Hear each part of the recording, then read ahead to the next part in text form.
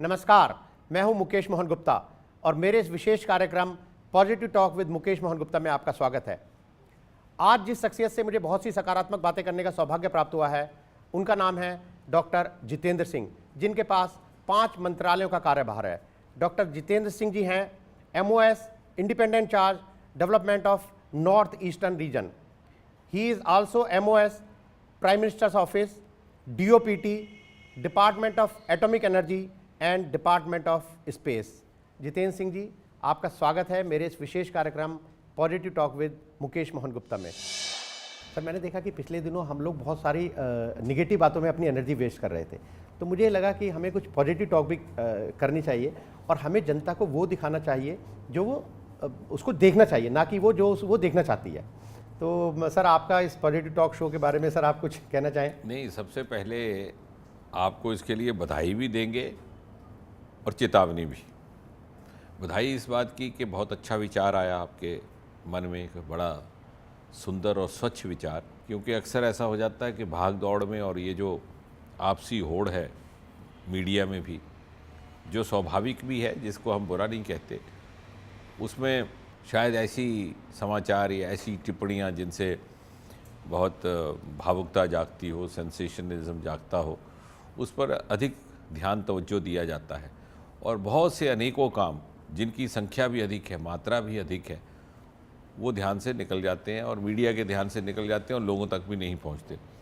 तो उस दृष्टि से मुकेश मोहन जी ने जो एक नया इनिशिएटिव लिया है, नई पहल ली है, वो बधाई के पात्र है और मुझे विश्वास है कि आपके इस इनिशिएटिव से प्रेरित होकर के और भी लोग इस प्रकार के कार्यक्रम करने के लिए सामने आएंगे। चेतावनी इसलिए दे रहा हूँ कि पत्रकारिता में एक बड़ा पुरानी कहावत है कि dog bites man is not a news, man bites dog is a news. जी। अब आपने अपने ऊपर जिम्मेवारी ली है डॉग बाइट्स मैन को न्यूज़ बनाने की। जी। तो इसलिए आपका ये जो कार्य है ज़्यादा चुनौतीपूर्ण होगा, ज़्यादा कठिन होगा, क्योंकि इसमें सेंसेशन नहीं है, मैन बाइट्स डॉग वाली अद्भुत कोई चीज़ नहीं है, परंतु सकारात्मक बातें इतनी हैं जो वास्तव में राष्ट्र सेवा और समाज सेवा के लिए अनिवार्य रहती हैं। उसको आप जागृत करने का और लोगों को उसके विषय में जागरूक करने का आपने बीड़ा उठाया है, सराहनीय भी है, साहसी कार्य भी है और परमात्मा आपको इसके लिए क्षमता दे। बहुत बहुत धन्यवाद। पर सर, मुझे लगता है कि ये तो आपकी सरकार की आइडियोलॉजी भी है। डॉक्टर साहब, मैं जानता हूँ कि आपकी जम्मू में बड़ी रोरिंग प्रैक्टिस थी और उसको छोड़ के आपने फिर ये पॉलिटिक्स में कदम रखा। तो जो जम्मू की जो पब्लिक है, जो आपके पेशेंट हैं, उनके लिए तो आप एक भगवान थे और यहाँ पर सरकार में आपकी अकाउंटेबिलिटीज़ बहुत है, सरकार के प्रति है, जनता के प्रति है, मीडिया के प्रति है। तो आप कैसे देखते हैं, मतलब दोनों अगर प्रोफेशन में, आपका एक डॉक्टर प्रोफेशन और एक ये प्रोफेशन, तो आपको किस में ज़्यादा मज़ा आया? नहीं, मज़ा कभी उस तरफ ध्यान नहीं दिया, परंतु हाँ, आपका कहना ठीक है कि वो व्यवसाय से हट कर के ये एक नया ही स्वरूप है पूरे कार्य का और कार्यशैली का भी और कार्यप्रणाली का भी। और वैसे तो जनसेवा और जनसंपर्क का ही कार्य वहाँ पे भी था। थोड़ी हमारी जो सामाजिक और संगठनात्मक गतिविधियाँ थी उस दृष्टि से भी, और एक मेडिकल प्रोफेशनल और डायबिटीज़ स्पेशलिस्ट होने के नाते भी। और ये भी बात सत्य है कि जब हमें ये जिम्मेवारी मिली तो कम से कम 3 सप्ताह की हमारी आगे की कंसल्टेशंस पूरी तरह बुक्ड थी और बड़ा कन्फ्यूजन क्यास हो गया। तो मुझे ये लगा कि सारी बातें दरकिनार रख कर के भी ये कोई कम बात है क्या कि श्री नरेंद्र मोदी जैसे एक वरिष्ठ व्यक्ति ने, जिनके मंच पर आने से और प्लेटफॉर्म में आने से, जिनके प्रत्यक्ष सामने दृश्य में आने से, फोकस में आने से सारे विश्व की नज़र हिंदुस्तान की ओर पड़ गई है। जी, उन्होंने यदि हमें इस योग्य समझा कि अपनी टोली का वो हिस्सा बनाए, तो मैं समझा कि शायद परमात्मा की इच्छा है या आदेश है कि हम पूरी ईमानदारी से, पूरे परिश्रम से, पूरे संकल्प से आदरणीय नरेंद्र भाई मोदी की अपेक्षा, उनके मापदंड और उनकी कसौटी, जो बड़ी कड़ी कसौटी होती है उनकी, उस पर पूरा उतरने का प्रयास करें। इसको एक चुनौती समझ करके ये कार्य पूरा करें, तो ये भी एक धर्म कार्य है। तो आपको सर मोदी जी ने भी आपके ऊपर पूरा कॉन्फिडेंस रखा और आपको 1-2 नहीं, पूरी 5 मंत्रालयों का कार्यभार सौंपा। तो आप सर, अगर मैं जानना चाहूँ कि आपका डेली रूटीन क्या रहता है, आप 5 मंत्रालयों के कार्यभार को कैसे आप इसमें सिंक्रोनाइजेशन करते नहीं, हैं? जब अब ये संकल्प कर लिया है कि काम करना है, ईमानदारी से करना है, जी। फोकस के साथ करना है, तो फिर और कुछ किसी बात में ध्यान नहीं रहता। जैसा आपने कहा, तो रूटीन भी फिर उसी तरह की है कि शहर होते ही, सुबह होते ही काम हमारा आरंभ हो जाता है और रात को 11-12 बज जाते जी। हैं, तो तब तक अगली सुबह की तैयारी शुरू हो जाती है। तो इसलिए दिन रात में मिल जाता है, रात दिन में मिल जाता है। ये मंजर आपको हमारी कार्य प्रणाली, कार्यशैली में देखने को मिलेगा। जैसे आपने कहा कि आपके कॉन्स्टिट्यूएंसी में भी काफ़ी जाना पड़ता है, तो as a member of parliament अगर मैं पूछूं तो आपके क्या उपलब्धियां रही उसके लिए सर? देखिए, मेरी कॉन्स्टिट्यूएंसी दूसरी अनेकों कॉन्स्टिट्यूएंसी से थोड़ी भिन्न है, बड़ी बहुमुखी कॉन्स्टिट्यूएंसी है। एक तो उसका क्षेत्रफल बहुत लंबा है क्योंकि वो पेरिफेरल कॉन्स्टिट्यूएंसी है। एक उसका सीमा लगती है पंजाब के साथ और दूसरी सीमा लगती है कश्मीर घाटी के साथ। इसलिए एक एक्स्ट्रा एफर्ट भी करनी पड़ती है और चूँकि लोगों को ये अपेक्षित रहता है, क्योंकि उनके साथ इतना स्नेह है वर्षों के संपर्क के साथ बना हुआ, और शायद उसका ये परिणाम था कि अभी हाल ही में सौभाग्यपूर्वक जो एक अच्छा संजोग बना कि जम्मू कश्मीर प्रदेश में पहली बार भारतीय जनता पार्टी की सरकार बनी है। 25 सीटें हमारी रहीं, उसमें से 14 सीटें मेरे चुनावी क्षेत्र से कंट्रीब्यूशन है, योगदान है, जो बात अक्सर कही नहीं जाती और हम संगठन में इस तरह की बात करने का कोई अवसर भी नहीं आता। परंतु हम मतदाताओं को, अपने कार्यकर्ताओं को, उनको श्रेय देने के लिए, उनको धन्यवाद देने के लिए और उनका हौसला अफजाई और प्रोत्साहन देने के लिए कभी कभी ये बात कहनी पड़ती है कि इस प्रकार बढ़ चढ़ करके हमारे क्षेत्र के लोग हमारा साथ देते हैं। अनेकों पिछले 8-10 मास के इस सांसदीय कार्यकाल में उनके लिए प्रयास किए हैं। सर्वप्रथम इंटर स्टेट ब्रिज का निर्माण किया मैंने। लखनपुर बिल्कुल पठानकोट के साथ एक छोटा सा नगर है, वहाँ से लेकर के पंजाब की ओर जाएगा वो 150 करोड़ रुपए की लागत से, कीड़ियाँ गडियाल पुल उसे कहते हैं। उत्तर भारत और विशेषकर जम्मू कश्मीर की सर्वप्रथम बायोटेक्नोलॉजी पार्क लगभग 80 करोड़ रुपए की लागत से बनने वाली है। उसका काम भी घाटी एक इंडस्ट्रियल स्टेट है कठुआ के समीप, वहाँ पर शिलान्यास हो चुका है। एक आधुनिक किस्म का मौसम जानकारी का यंत्र, वेदर फोरकास्ट यंत्र नए आए थे, जुहू में लगे, मुंबई में एक माता वैष्णो देवी पर। सर्वप्रथम रेलवे स्टेशन का उद्घाटन माता वैष्णो देवी कटरा में हुआ जी। अनेकों छोटे छोटे कार्य, केंद्रीय विद्यालय 2 डोडा में स्थापित करने का प्रपोजल आरंभ किया है। और मेरा एक क्षेत्र है किश्तवाड़ का, जहां हाइडल प्रोजेक्ट्स होते हैं, उसमें कुछ विलंब आ गया था, उसको फिर से प्रारंभ करने का डीपीआर तैयार किया गया। तो अनेकों ऐसे छोटे, युववाणी की सर्विस बंद हो चुकी थी जम्मू में, उसे पुनः आरंभ किया गया। और हाल ही में 15 radio frequency channels FM radio के आदरणीय अरुण जेटली जी ने, जो सूचना प्रसारण मंत्री भी हैं, उनके सौजन्य से हमें प्राप्त हुए, जिसका हम प्रधानमंत्री जी की मन की बात भी वो जम्मू के लोग और दूर दराज तक अवश्य सुनते हैं और बड़े चाव से सुनते हैं जम्मू के लोग और मेरे क्षेत्र के लोग। और मेरे क्षेत्र की एक विशेषता ये भी है कि वहाँ पर अनेकों ऐसे इलाके हैं जहाँ पर बिजली उपलब्ध नहीं है, तो यदि टेलीविज़न हो भी तो तब भी उनको बिजली ना होने के कारण टेलीविज़न देखने की सुविधा नहीं रहती। और शायद यही सोच करके, इसी विचार से आदरणीय अरुण जेटली जी ने अपने 3rd फेज़ और 2nd फेज़ के प्लान में नई रेडियो फ्रीक्वेंसी, ये नई FM चैनल्स देने का जब विचार आया और योजना बनाई, तो 2 ही क्षेत्र थे मुख्य तौर पर। एक हमारा चुनावी क्षेत्र कठुआ, उधमपुर और कुछ हिस्सा लद्दाख का, और दूसरा उत्तर पूर्व के राज्य, 18 चैनल्स वहाँ दी गई। कहीं मैंने सुना था या पढ़ा था कि आप 5000 बॉर्डर माइग्रेंट्स फैमिलीज़ को कुछ 5 मारला ज़मीन देंगे। उसमें ऐसा था कि कई वर्षों से जब हमारे राजनीतिक दल की सरकार भी नहीं थी, ना दिल्ली में ना जम्मू कश्मीर में, तो हमारी एक मांग रहा करती थी कि आपने जैसे पढ़ते होंगे समाचार पत्रों में, टेलीविज़न में देखते होंगे कि अक्सर गोलीबारी आरंभ हो जाती है, क्योंकि काफ़ी मेरा चुनावी क्षेत्र सीमा के साथ लगता है।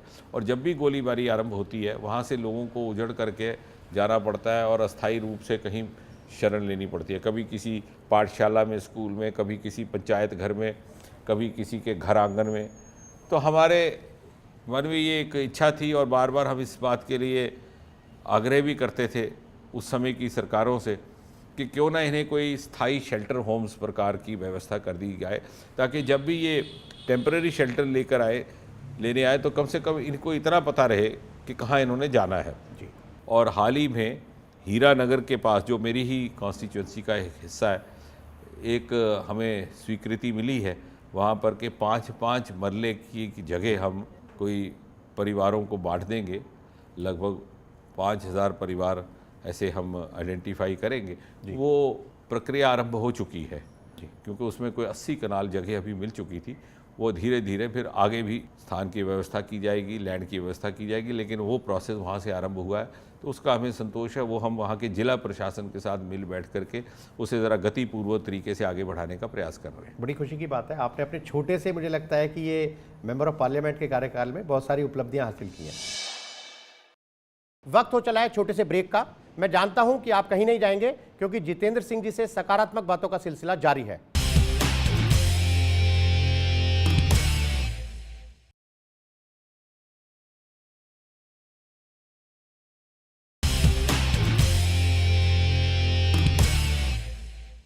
ब्रेक के बाद आपका फिर से स्वागत है। डॉक्टर जितेंद्र सिंह से सकारात्मक बातों का सिलसिला जारी है। अच्छा, अगर मंत्रालय की बात करें सर, तो लगभग 6 महीने पूरे हो चुके हैं 24 सितंबर से मार्स को ऑर्बिट में एंटर किए हुए। उसकी अब तक की क्या उपलब्धियां हैं? बहुत बड़ी उपलब्धि है, बहुत अच्छा प्रश्न किया आपने। मार्स की सबसे बड़ी उपलब्धि मैं कहूँगा, अगर आप संक्षेप में कहें, सबसे पहली बात तो ये कि आदरणीय प्रधानमंत्री श्री नरेंद्र भाई मोदी जी ने हमें एक विचार दिया, एक सपना दिया मेक इन इंडिया का, कि यदि जो काम बाहर हो सकते हैं यहाँ क्यों नहीं हो सकते। और मैं देखता हूँ, मैं समझता हूँ और मेरा ये विश्वास है कि प्रधानमंत्री जी के मेक इन इंडिया कॉन्सेप्ट का यदि कोई बेहतरीन मिसाल है, यदि कोई सर्वोत्तम उदाहरण है, तो वो मार्स का मिशन है। एक ऐसा प्रयोग, एक ऐसा मिशन जो 100% इंडिजिनस साधनों से निर्माणित किया गया। Infrastructure 100% indigenous, scientific technical know how 100% indigenous. और आपको एक आपके ध्यान में बात लाऊं कि मार्स में अभी तक जितने भी मिशन गए हैं उसमें से 50% ऐसे थे जो पहले प्रयोग में असफल रहे, पहली अटेम्प्ट उनका फेल हुआ। ये पहला एक ऐसा था प्रयोग भारत की ओर से, और पहला इंटरप्लैनेटरी मिशन जो which was successful in maiden attempt, जिसे कहते हैं कि पहली अटेम्प्ट में सफल रहा और बड़े सुंदर ढंग से सफल हुआ। आज तक लगभग 350 से अधिक चित्र हमें प्राप्त हो चुके हैं। और दूसरा इसकी बड़ी उपलब्धि कि इसने हमारे आम भारतवासी का गौरव बढ़ाया, उसे गर्व का एक अनुभव दिया। ना केवल विज्ञान जगत से संबंधित लोगों में, उनमें तो था ही ये एहसास, हमारा इसरो टीम और हमारे स्पेस साइंटिस्ट के लिए तो एक बहुत बड़ी उपलब्धि थी, आम पब्लिक के लिए भी। परंतु आम इंसान को लगा कि मार्स मिशन के माध्यम से या इसके नाम से वो सर ऊंचा उठा करके दुनिया के किसी भी देश में चल सकता है, क्योंकि दुनिया ने स्पेस टेक्नोलॉजी में भारतवर्ष की प्रभुसत्ता, उसकी सुप्रीमेसी का लोहा माना है यदि, तो उसका सिंबॉलिक जो सामने चित्र आया है वो मार्स के सामने है। तीसरी बड़ी उपलब्धि ये है कि इसने हमें एक स्ट्रैटेजिक एडवांटेज दे दिया स्पेस के क्षेत्र में, डिफेंस के क्षेत्र में। इसके अतिरिक्त इसने ये बहुत भले ढंग से और बड़े स्पष्ट ढंग से बात स्थापित कर दी कि जहाँ तक स्पेस टेक्नोलॉजी का प्रश्न है, भारतवर्ष दूसरे देशों की तुलना में ज़्यादा हो सकता है, कम नहीं है।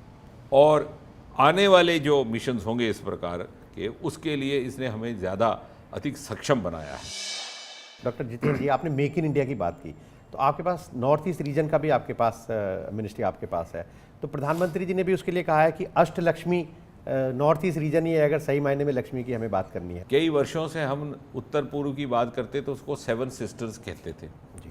कभी किसी के ध्यान में नहीं आया कि वो 7 बहनें नहीं रही, वो 8 हो गई जी, सिक्किम जुड़ने के बाद, लेकिन वही उसके साथ टैग चलता रहा।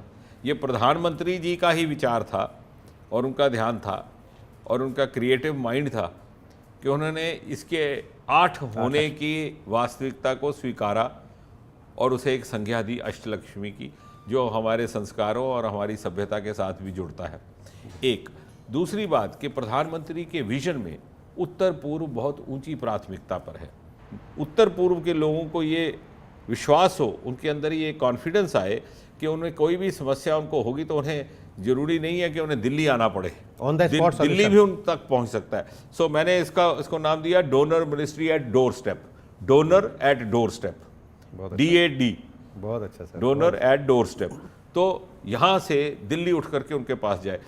जनवरी मास में ये प्रयोग आरंभ किया। जनवरी में हमारा डोनर मंत्रालय का कार्यालय मणिपुर में रहा, फरवरी मास में अरुणाचल में रहा, अगली बारी मिजोरम की है। और इस प्रकार से वहाँ हमारे सेक्रेटरी भी रहते हैं, दूसरे लोग भी रहते हैं, वहाँ की स्थानीय समस्याएं भी समझते हैं, अपने कार्यकाम और अपने जो विकास कार्य चल रहे होते हैं उनका भी जायजा लेते हैं। डॉक्टर साहब थोड़ी बात करेंगे DOPT मिनिस्ट्री के बारे में।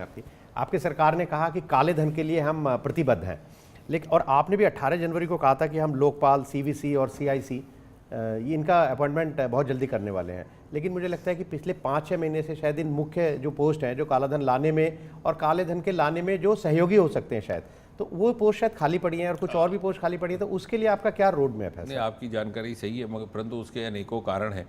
वो कुछ एक ऐसे कारण हैं जो हमारे दायरे से बाहर के हैं। उदाहरण के तौर पर जैसे आपने पहले उल्लेख किया लोकपाल का, लोकपाल बिल पास हो चुका था 2014, एक बिल के नाम दिया गया उसको। उसमें कुछ संशोधन अनिवार्य थे जो सबका मानना था कि ज़रूरी हैं, और हमारा भी ये मानना था। जब हमारी सरकार नहीं बनी थी तब भी हमारा ये आग्रह रहा। सरकार बनने के बाद हमने इस बात का बीड़ा उठाया, वो संशोधन ला करके उनको संसद में लाना अनिवार्य था, वो लाया गया, उन पर चर्चा भी हुई। बाई एंड लार्ज आमतौर पर कुल मिलाकर के सभी सांसद इस बात से सहमत भी हैं कि जो हमने संशोधन लाए हैं उससे पारदर्शिता बढ़ेगी, ट्रांसपेरेंसी बढ़ेगी, लोकपाल ज़्यादा प्रभावी, ज़्यादा इफ़ेक्टिव होगा, और जो उसमें सिलेक्शन होगा, चयन होगा, भले ही वो लोकपाल का हो या लोकपाल के सदस्यों का होगा, वो भी ज़्यादा इम्पार्शियल होगा, मेरिट के आधार पर होगा और ट्रांसपेरेंट होगा। परंतु लोकतांत्रिक मूल्यों का सम्मान करते हुए हमने ये उचित समझा कि इस बिल को इम्पोज ना किया जाए, ठोसा ना जाए।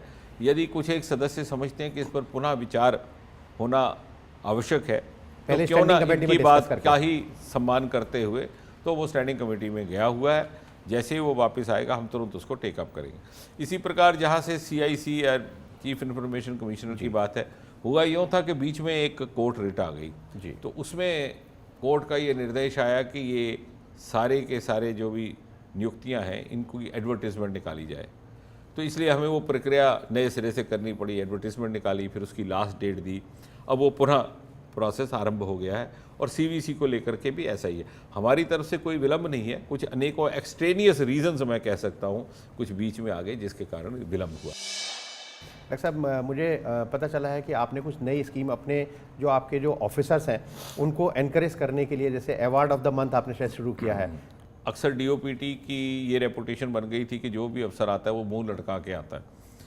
तो वैसे तो आता नहीं, किसी की प्रमोशन रुकी होती है, किसी को पैनलमेंट चाहिए होती है, कोई कहता है कि मेरा कार्डर बदल दो, कोई कहता है कि मैं कपल में हूँ तो मेरी धर्मपत्नी वहाँ है तो वहाँ भेज दो।